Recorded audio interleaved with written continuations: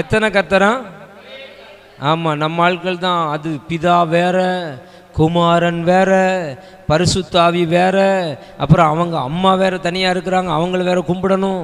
அப்புறம் அவர் கூட இருந்து அருளப்பர், இருளப்பர், சுசையப்பர், அந்த அப்பர் இந்த அப்பர்னு 1000 அப்பரை கும்பிடணுன்றான்.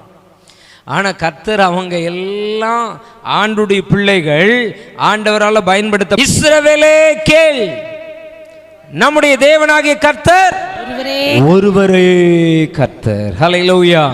எத்தனை பேர் இன்னைக்கு இதை ஏற்றுக்கொள்றீங்க? ஒருவரே கர்த்தர். இயேசு தான் கர்த்தர், கர்த்தர் தான் இயேசு. இயேசு வேற, பிதா வேற, குமாரன் வேற இல்லை. கர்த்தரே ஆவியானவர். கர்த்தருடைய ஆவி எங்கேயோ. அப்ப பிதா, குமாரன், பரிசுத்தாவி கிடையாது? அப்படி கிடையாது. அது 3 தன்மைகள். நமக்குள்ள ஆவியும் இருக்கு, ஆத்துமாவும் இருக்கு, என்னவும் இருக்கு, சரீரமும் இருக்கு. 3ம் தனித்தனியாவா இருக்கு? 3ம் ஒன்னா இருக்கு. 3ம் ஒன்னா